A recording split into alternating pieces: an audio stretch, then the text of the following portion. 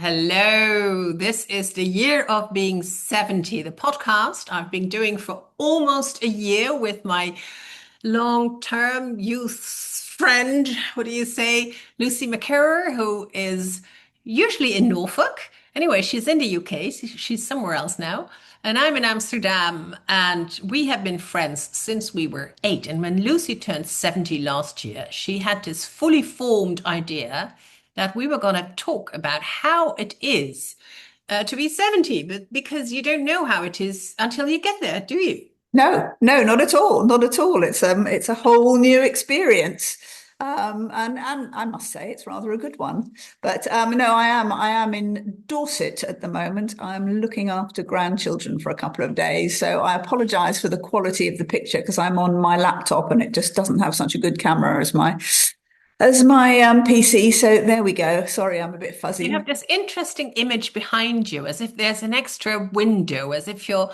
in a church and the weather outside is very stable but beautiful. Yeah, that's one of my son's paintings. He's an artist, and he paints trompe-l'oeil pictures of windows and mirrors, and yeah, and they're all completely flat canvas. There are no, but he paints in the frames, and Yeah. and it looks extraordinarily realistic. It's hard to tell unless you're actually in the room with it that it's actually a completely flat canvas. That Yeah, yeah. it just creates an extra window on a wall. It's funny. Yeah, I've never yeah. seen anything of his work. I knew he was an artist, but I've never seen anything of his work. But today, because I turned 71, I'm turning 71 next week, Next Lucy. My week, year of being no. 70 will be over. I'm going to find out how it is to be 71. But we thought we'd do kind of our final looking back on between our 65th and our 70th, that de half a decade.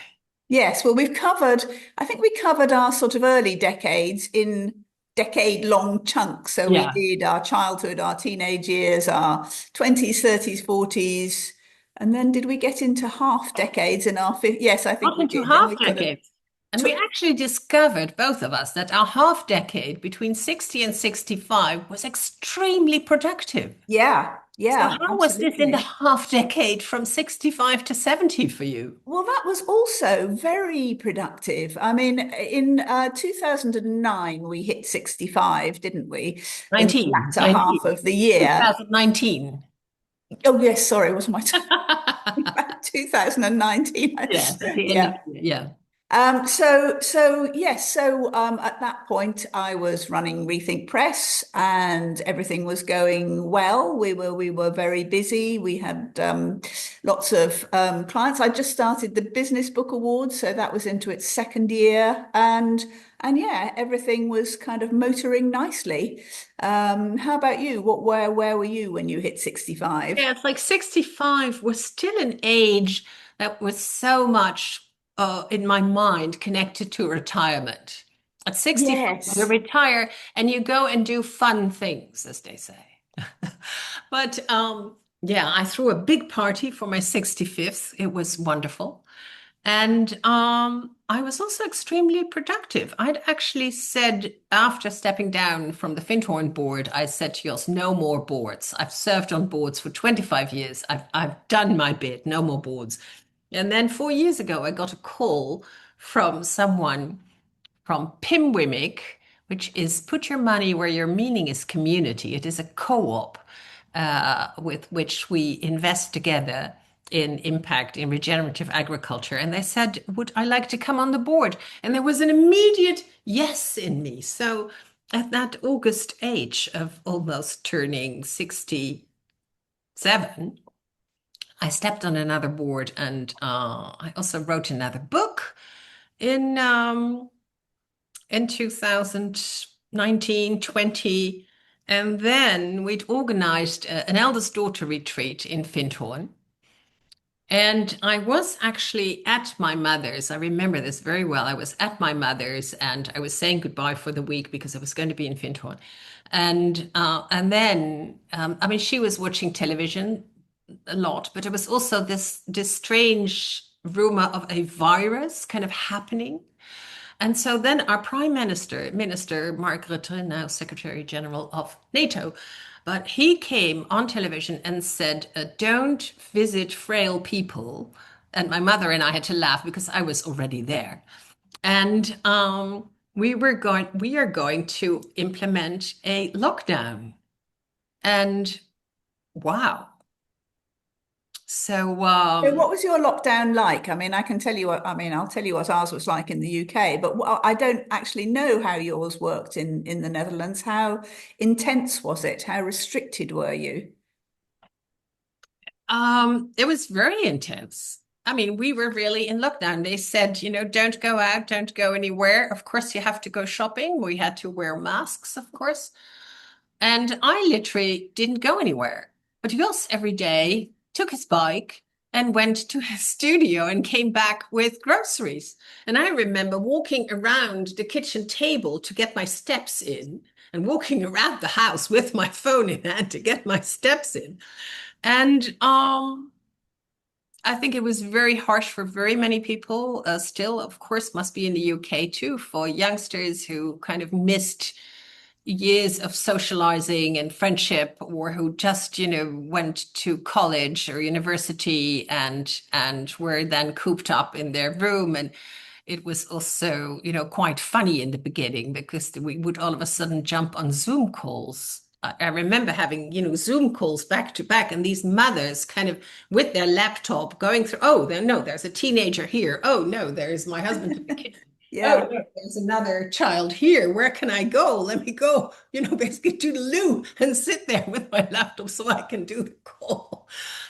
And it was very harsh for many people. And because of being an introvert, I was like, wow, I'm not going anywhere. I'm just going to be here.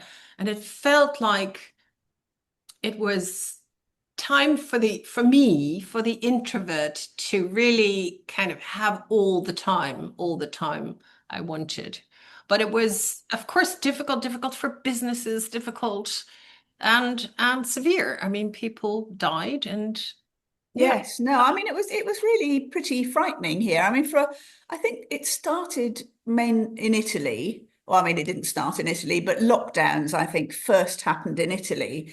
And I'm pretty sure most of us in the UK were thinking, oh, well, Italy's Italy. We won't have to do that, I'm sure. Still on the And continent. no, no, exactly. And then it sort of got closer and closer, and it became quite scary. And there were people who were coming off planes with COVID, and started to know of people, and the hospitals started getting crowded, and the news of people dying was everywhere. And then suddenly Boris Johnson was our prime minister then, and I mean, I think he really did not want to do lockdown, so he sort of hummed and hawed and kind of postponed it. And then suddenly, in March 2020, he came on the television and said, we are in lockdown. Do not go out. You cannot go anywhere. I mean, obviously, there were exceptions to that. Stay at home. And this was literally, in fact, for us, it was 2 nights before the Business Book Awards, where we had a huge dinner planned, and everybody coming, the awards, and we had to turn it into an online event. And I mean, I was not part of that sort of technical part, but the team were absolutely astonishing. And they created this amazing online event that everybody could log into. And there was this piece of software that had kind of like tables where you could see who was sitting at them, and you could move your character, your avatar, around between tables and go into breakout rooms and chat to different people. It was very clever. I mean, obviously, I've it was. never seen that with the avatars where I could join another table, but the breakout rooms and all of that going online. Yes, yes. And then business-wise for us, it was brilliant because everybody was stuck at home, so they all decided to write their books. So it was, we had a lot of people kind of wanting coaching and mentoring, and we had to, I mean, I used to run big workshops with like 60 people, to get them going on their books, to sort of do the planning bit. And of course that couldn't happen. So I had to create an online program that we called Book Builder, And from that, I wrote the book Book Builder. So that was, a very new and So interesting. you also wrote a COVID book. Yeah, exactly. Yes. Exactly. Book Builder was my COVID book. Um, but personally, I live in the country, as you know. I walk dogs around fields, so I don't meet people or don't have to meet people. My daughter has a horse. We had to go on looking after the horse, so we had to go down to the stables and see people. And you were allowed to go shopping. And I realized that that's pretty much all I do anyway. So it didn't make, apart from not going to London for business meetings, And did you having go to see your mother? and having oh, and seeing my mother, that was difficult because she was at that stage still very active and sort of driving between Aldeburgh and London quite a lot. So she moved to Aldeburgh, and Yeah. so she was in lockdown, and she was in a bubble, as Yeah. I do know, yes, with some We call it friends. a bubble here too. We Yeah, almost speak English all of the time. And that was another thing in the lockdown because Amsterdam had no tourists and it felt like the city could actually recuperate from yeah, from the hordes and hordes of tourists coming. And as people living in the city center, which I did then, we noticed that when we met people in the street, we were speaking Dutch to them. Whereas very often when you speak English to them because you just assume they're a a tourist looking this tourist. way or Yeah. some sort of clumsy thing that tourists do. But but it felt like the city could kind of let me breathe a moment. Yeah, yeah, no, absolutely. Even around us, even in the country, it was much quieter because obviously there are big roads, and you realize that you hear the background noise of traffic, even when you're in a small village. And that when the roads were empty, I mean, occasionally I had to go to other places to do things, not very far away, but the roads were empty. It was very quiet. The bird song was so much louder. Yeah. There was just it really did make a difference, and I felt the air felt cleaner. It was lovely. I in many ways I enjoyed lockdown because it really didn't personally impact me in a bad way. The I only thing was I enjoyed it. couldn't, as you say, I couldn't go and see my mother for several months, so she was pretty much on her own. But she was completely independent at that point, so it wasn't like yeah, it I was enjoyed lockdown too. So yeah, maybe some others who listened have very other experiences, very different experiences, but both of us as the extroverted introverts, we also enjoyed the quiet. So did I. Yeah. yes, yes. Well, I mean, my eldest son had two children who should have been at school and weren't, and so and he and his partner both work at home. Well, they were obviously working at home at that point anyway. So there was all those things you say, who gets to Yeah. use computers when and where the children were on. I used to go on Zoom and read them stories.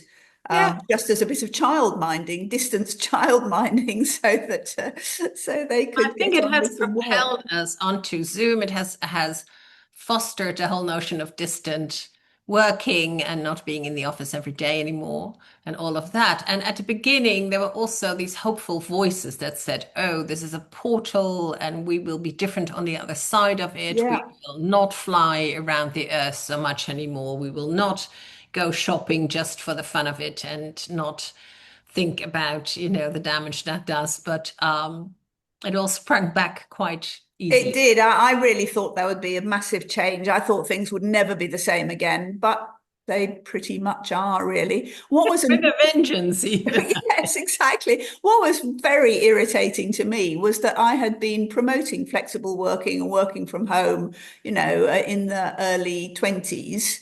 And suddenly it was as if, oh, this is a whole new idea. And, we'd been showing people for a decade how this could positively impact your bottom line and everybody's well-being and all that sort of thing. Yeah. And it's like nobody had really taken it seriously, and then suddenly they did. But after COVID, there was a huge kind of pushback on that as well, and people then Yeah. saying, "Oh, no, no, Resistance. no, no, we can't go on with this. You must come into the office. We must be able." And that was Yeah. stupid too. Well, I think it's much more flexible now. But also, Yeah. people are too often away from the office. They don't really know who they're working for anymore. And I feel meetings, and I mean, so much is being done online, and it's wonderful. But also, you need to see each other from time to time because Yeah, absolutely. I you have a mean, different conversation. yeah. I mean, Rethink Press has always been, we've never had an office. We've never, everybody is Yeah. flexible. Most people, are sort of at home working. And, we get to see each other. We have kind of get-togethers, but it didn't impact us as a business in that way either, because we were already doing all that stuff. Yeah. So there was nothing, again, we didn't suffer from having an empty office or paying rent that we couldn't use or not being able to manage the business because we'd always done it like that. So we were feeling a bit kind of generally pleased with ourselves for having been. We weren't at all foresighted. It was just that was how it worked best for all of us. So it was. And so with the mothers, I think for the first 3 months, I didn't go see my mother. And then, of course, it was more summery and you could sit outside and it felt, Yeah, that ban was, and my sister continued to go see her. They lived in the same street and she did continue. But then my mother died in 21 and we had one of those kind of COVID funerals where, strangely enough, people were grouped three, with a chair in between, three. And for my mother's funeral, and we could only invite a limited number of people, which, at her age, it was okay yeah, because so many had already gone. So we were there with exactly the right people, actually. And we did have a little party afterwards, but we kind of kept a distance. It was still, are we in? Are we out? And we didn't shake hands. But then, of course, as a family, we wanted to hug. And then some of, my siblings' friends and my friends came who had known my mother well. And of course, you wanted to hug. So it was all a bit strange, but it was. yes, that was odd actually. Yeah. I do know of friends who've had funerals of dear ones that, they couldn't attend, in the beginning. That was really difficult for us. Yeah. Yes, I mean, my mother-in-law died at the end of, I think it must have been 2019, so pre-COVID, Yeah. pre-lockdown, and Yeah. it would have been, she had so many people came to her funeral, and it would have been terrible if it Yeah. hadn't, she hadn't been able to have that. Well, we haven't been able to have that for her. So yeah, I mean, it must be, No, and but it's weddings and less things. terrible than, a friend of mine has not been able to attend a funeral of her half sister. And when you don't have that, you don't have that. So No, no. yeah. So that was all a strange and, for us, good time. And yeah, what else was there Yeah, in? so what happened to you? What was when kind of COVID more after 2020? What happened to you in 2021? So how old were we then? 67, I suppose. Was that the year that you joined the Findhorn board? Not the Findhorn board. I Oh stepped down no, no, no, sorry. The the Women board. Yes. So my mother died in June, and I think I got a call later that summer. We were on holiday, and I was like, wow, yes. And so the past 4 years have been quite intense with the yeah, with that impact investment vehicle. And also, I've done a lot of other investments. I've really, yeah. That's brilliant. Yeah. I mean, I mean, yes. I mean, after that, all sorts of things ramped up for me. So I think it was 2021, we acquired another publishing company. So it was, I mean, we bought a little one a few sort of years before that, but it was just we bought some titles really that were, Sounds entrepreneurial to me. well, yes, it was. But our next biggest competitor, I mean, Rethink Press is the biggest hybrid publisher of business books in the UK. And our next biggest competitor it wasn't a hostile takeover or anything. She wanted to get out of the publishing bit. She put her company on the market, and it just seemed, and obviously, we were having had such a good COVID year, we were in a good place to actually purchase her business, which was a whole new experience. I mean, it was a big business with a team with lots of sort of complicated sort of bits to it that we wanted to include, and we knew that she had things that we didn't have, distribution deals and things like that, that we wanted her company to sort of meld with ours to do to produce. But it was so, I mean, it took us really at least a year to go through that process, to not just to buy the company, that was the easy bit, but to then include, see who in her team we needed to keep and who we needed to not work with anymore, and how to. Oh, it was just. I mean, it took up a massive amount of time I and think, I energy. see this a lot in businesses also, of course, that I invest in or that I invest in through funds, that there's always, you always underestimate the amount of work it is to integrate one Yeah. company into another in different cultures and whether people fit or not and processes are different. And yeah, the acquisition is one, the idea is one thing, the acquisition is the next thing. It's all happy making, and then oh my God, the groundwork. Yeah. Yes, yes. So that was really all new to me, and I mean, actually, I would say it took us probably 2 years for it to, kind of really come together, and then it was, it all was sort of well worth it and everything. But that was a big sort of chunk of work that happened then, and then I think we got to where were we? What year? 22. So in 2023, then the whole idea of Book Magic AI kind of made its way into the universe. And AI, well, that was the year that AI started being a thing, I think, 2023. I don't know, probably didn't affect you particularly. Yeah, But that wasn't you were pioneering there. Yeah. Well, it was somebody who was in a group that I was in suddenly sort of said, put in a Facebook group. I'm having a bit of trouble, and he was a tech person. He was an app developer and is an app developer, Jonathan, and he put into a Facebook group. I'm having a bit of trouble with my book. I'm thinking of developing an app to help me write it. Anybody interested? And I thought I was kind of both delighted and horrified. I thought, you you can't do this. We're the people who know how to write books, how to mentor people through book writing. So I just kind of messaged him and said, look, I think this is something we should do together. What do you think? Shall we talk? And we did, and we But kind I of. so love this about you, Lucy, that, at this age, esteemed age, when we're supposed to be retiring or retired already, you don't go like, well, AI, that's going to be too much for me. I'm not going to go there. This is for younger people. You just go and contact this person and then become a pioneer in this field. Well, it did all just sort of fall into place, and it just seemed. I mean, I think there are some No, really. no, no, no, no, no. We're not going there. You're using again your ping pong bat. I pay you a compliment. You say it all just fell into place. It is not like that. It is an eagerness and a curiosity and an openness to the new that you still cultivate, and you're still cultivating it at this age, and that's why we're doing this podcast in the first place. Well, Yeah. okay, so was it you who told me? Somebody told me recently that the best way to take compliments is to say thank you and thank you for noticing.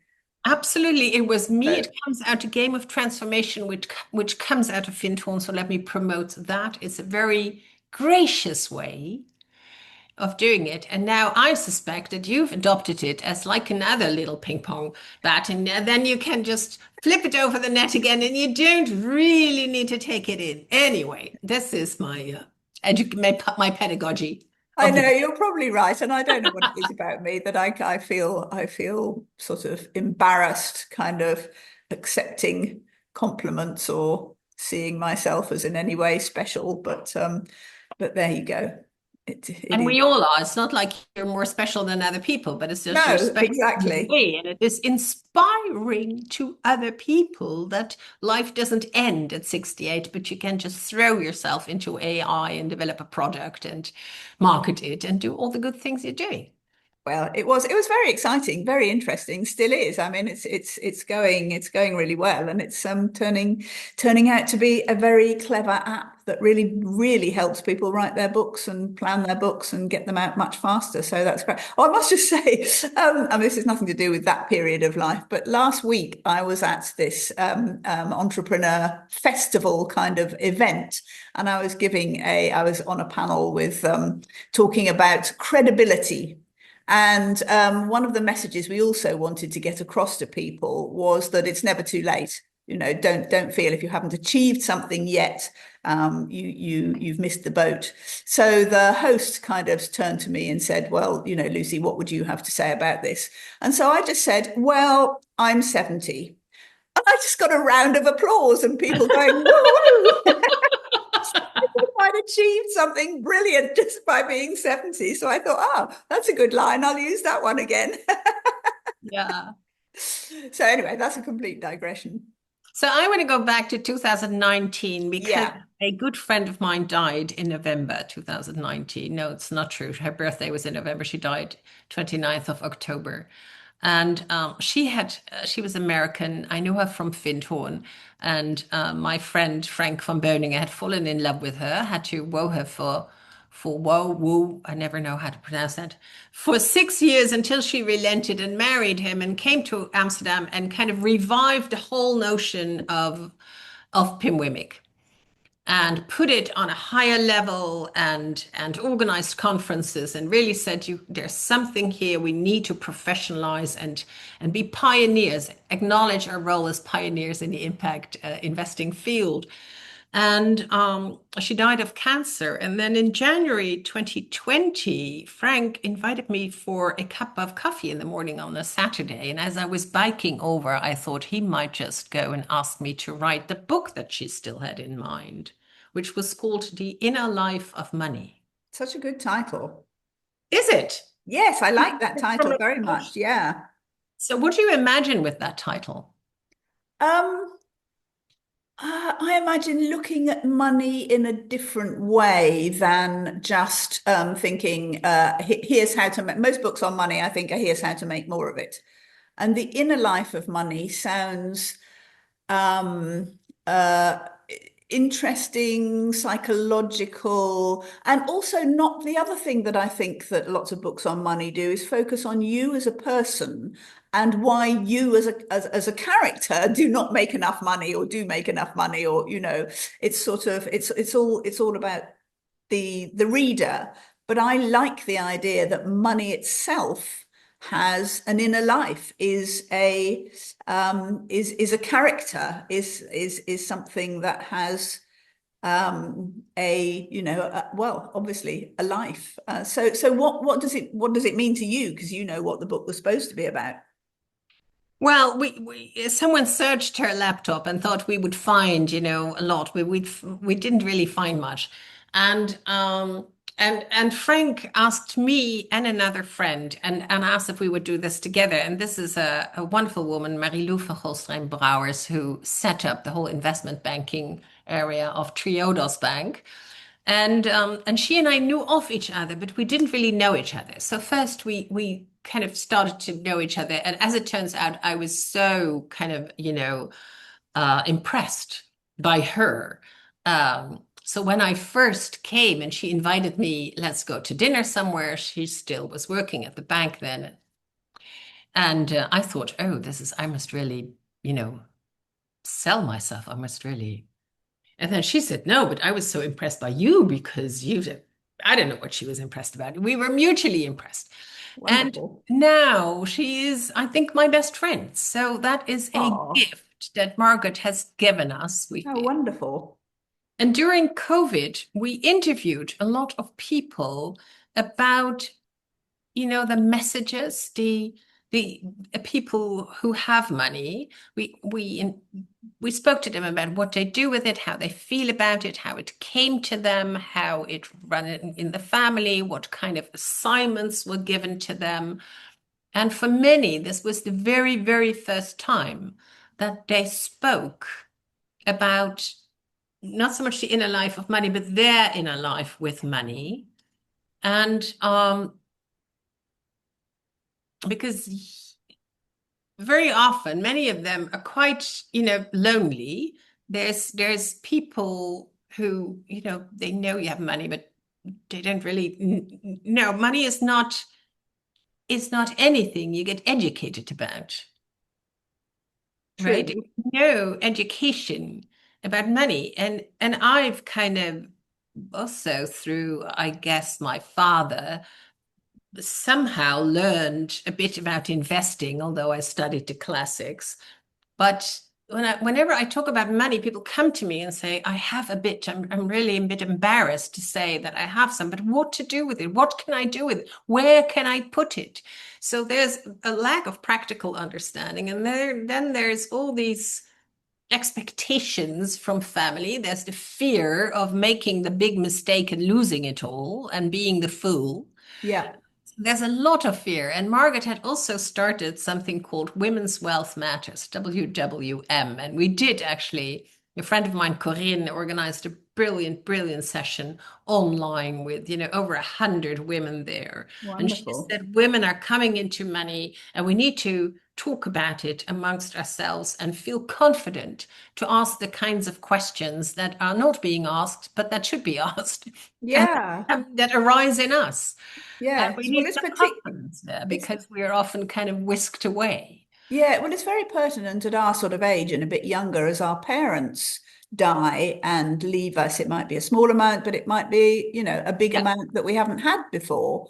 And yes, I mean, what to do with that? Whether do you save it? Do you keep it for your old age? Do you invest it? Do you buy wonderful things and yeah, go on expensive holidays? And then I think the other thing that people feel about money is kind of, well, either it kind of can go one of two ways. Either they can be very showy about money, or they can be very embarrassed about money and kind of try to hide it. And both neither of those things are particularly yeah. particularly good, I don't think. So what did you find out? Did you only talk to people with money, or did Yes. you talk to people who had lost money or gone bankrupt Well, or also people who have money have lost money. yes, well, that's true. Yes, it's not All a gone static bankrupt thing. and bounced back up again. Yes, we talked to about 100 people, and there were some, renowned philanthropists, and people referred us to other people. Like a woman in her 30s said, I have a few other friends who are also wealthy who would really, be good for your information, but also be happy to speak about the kinds of pressures they're on. Because, as you say, most books about how to make more are about how to make more of it, but also there's like an ingrained conviction that we need to make more of it. That money is like, a hen. It needs to kind of produce eggs all the time, or a cow, and then Yeah, more of it yeah, all the time. But why is that actually true? So there's also this whole about what is enough, and then if I have enough, what can I do with it? Where can I put it so that my inner purpose is, so that I can put my energy, maybe my time, because I don't need to work for money, but also my money behind things that I believe in. yeah. And that makes you happy and fulfilled and brings you personal satisfaction from money Yeah, as opposed to some kind of yes, I don't know. I I mean, don't know. you say a lot of people with money are unhappy. What did you find out about that? Well, some people feel kind of estranged because they are in different circumstances for others, and when there's some sniffing about those rich people, then yeah, you're actually that, but you can't really say it in the moment, or so there's some of that. There's people who feel tied to their family, who have, for instance, different ethics than they have, and then they feel they're in a situation where, also money ties families together, and that can be very, very, Yeah, yes, yes, but of it can also course. be constrictive and prescriptive. And when you're younger, you kind of need to find your way. So how is it? Suppose you're 25 and you don't actually need to work. Do you have, an inner drive? If you don't have an inner drive, then what do you do? Yeah. I So listened to an interesting radio program, it was a few years ago now, about three adult children of incredibly rich people. And I think two of them had been brought up with their wealth very, kind of obvious, and part of their lives. And one of them had their parents had brought them up in a very, let's say, normal, kind of pleasant middle class ambience, and hadn't made it obvious to the children growing up that they were extremely rich. And this person was the only one of them who had grown up with a very sort of positive sense of self Mm, and yeah. desire to achieve in their own right. Well, the other two were interestingly not just sort of, oh, I don't need to work because I've got money. It wasn't that. It was more, I'll never manage to achieve what my parents or my father Yeah. particularly had Yeah. achieved. Yeah. I Yeah. cannot live up to that. And therefore I feel useless. And I've got this money and it's not, I don't deserve it. And their mental Yeah, health was genuinely badly affected by having grown up sort of overtly wealthy.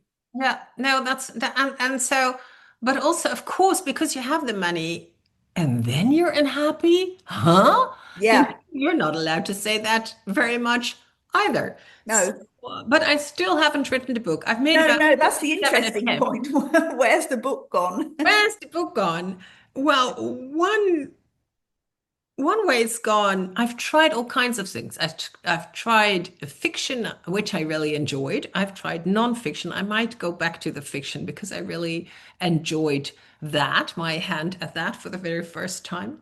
It's also gone into all the other things I'm actually doing because investing is also, it's like when you said acquiring a company. The moment you decide to do it and you do it, okay, that's easy. Yeah, you have to go through some legal stuff, but then it's easy. But then also, when I invest, then I have a connection to that company. If I make a direct investment, I aim to help that company with kind of being a sounding board or I'm reading everything they send me, all reports, all quarterly reports, asking questions, being engaged if they do webinars about it, also bringing them in touch with people. And I do that for funds also. And then, of course, yeah, they have events. So I go to the events. And then, as chair of PIMWIMIC, I go to all the PIMWIMIC events. And because of that, I meet a lot of interesting people. Like, can I do it? So my whole life is now kind of gobbled up by this Yeah. activity. And well, one day, maybe when I'm 75, I will have time. But it's also, I know it's about making time because when I look back, and we have looked back, especially to that decade, to that half a decade between 60 and 65, we did it all and wrote books. And now I do it all, and I haven't written this book. So it's still somewhere there.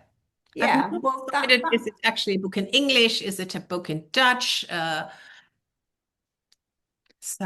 yeah, no, I mean, I have a belief that books as are kind of entities, like they have, the books have their own, each one has its own inner life.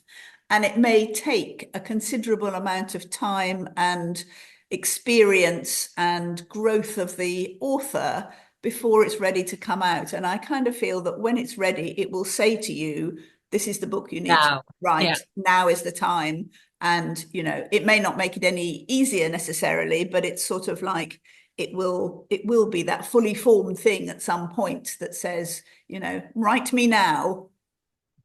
I so hope it will be. And maybe I need to employ you as a coach and then we can continue our conversations, but Well, perhaps that's what fine. yeah, Very yes. privately, offline in my coaching me to write this book. But I'm very happy you say this because I do feel this book is somewhere. Somewhere it's further away. Sometimes it's closer. And then in my busyness of being 70 and soon 71, there is not so much time for it. No, no, exactly. I mean, that is definitely one of the things I feel about being 70, as I'm sure I've said many times, so little time and who knows how much.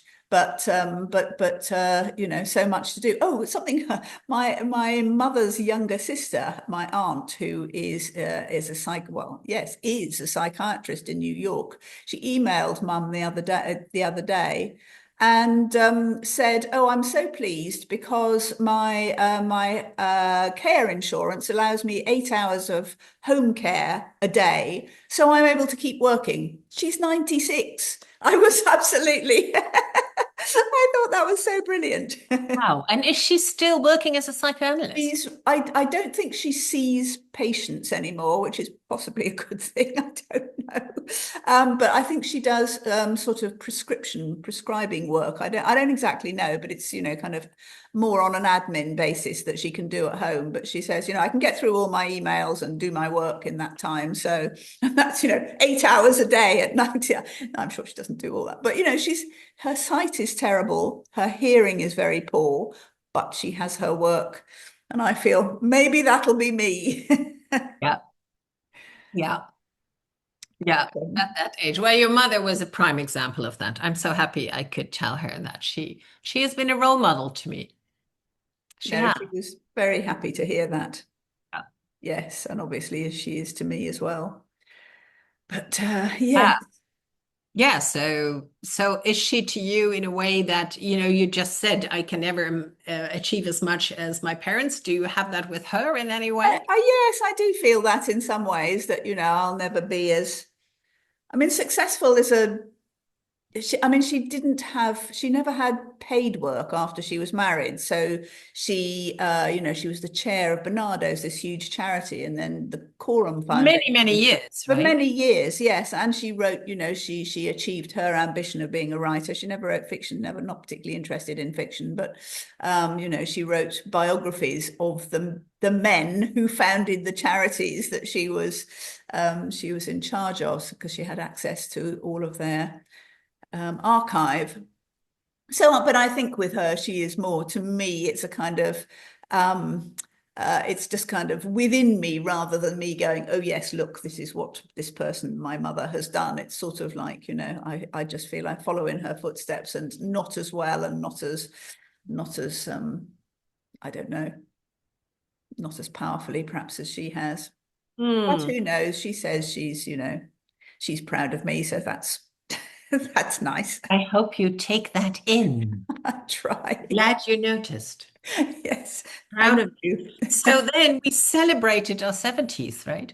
Yes, so yes, indeed. So you had your party, which was that wasn't your all male party, was it? That was No, your no, no. That was when I was 50. I had my all male. right, right.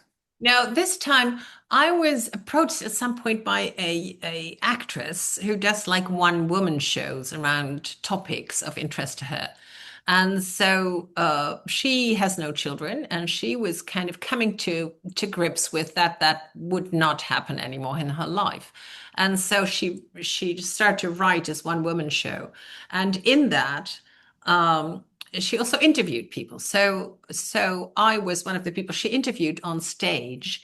And when I was there, I thought, oh, this is actually really nice. I know, and it was a short piece. She now has a full evening thing, but then it was for a festival, so it was like a half-hour thing. And so I engaged her to come to my birthday party.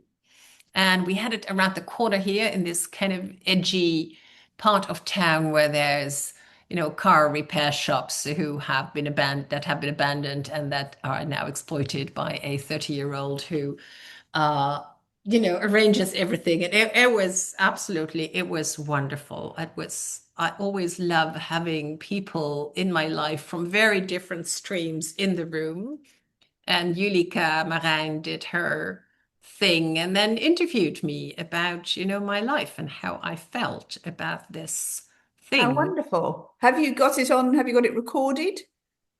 I think maybe someone recorded it, but I don't know. And then, yeah, then we had drinks and dinner, and I gave people instructions. I said it's always, most comfortable to sit with the people you know, because they're obviously, the most interesting people in the room. But I assure you, other people are also interesting. So please venture out and mingle. And because I don't have, as we spoken of, one distinct circle of friends. And yeah, it was a lovely party. Oh, that's I wonderful. just found I was kind of, my desk was a mess. And so I pulled out some papers, and one was the speech that Jules gave me. That was very beautiful. And one was the Lovely. song. We have this tradition in the Netherlands that families sing a song. Well, in some circles, that's a tradition. And they sang a sweet song to me about how different I am.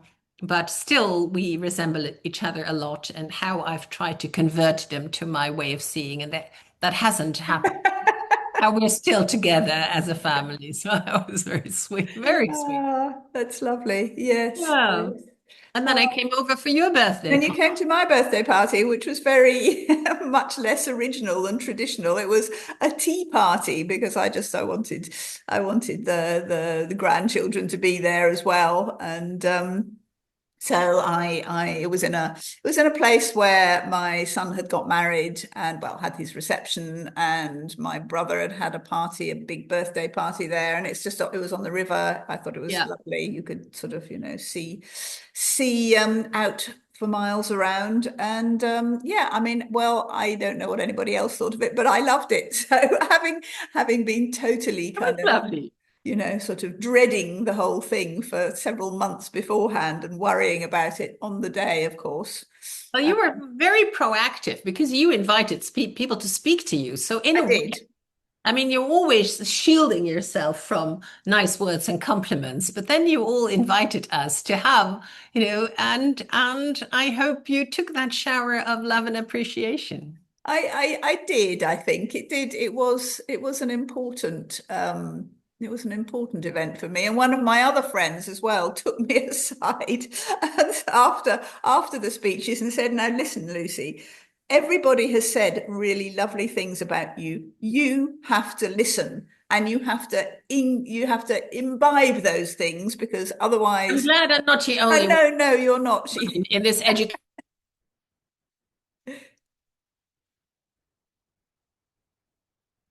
We came to the end. Oh, I Oh, momentarily lost a connection. So I was already saying we're coming yes, to what were the you end of saying? this episode, which for me is the end of the year of being 70. Next time Yeah. we speak, I can tell you all about how it is to turn 71.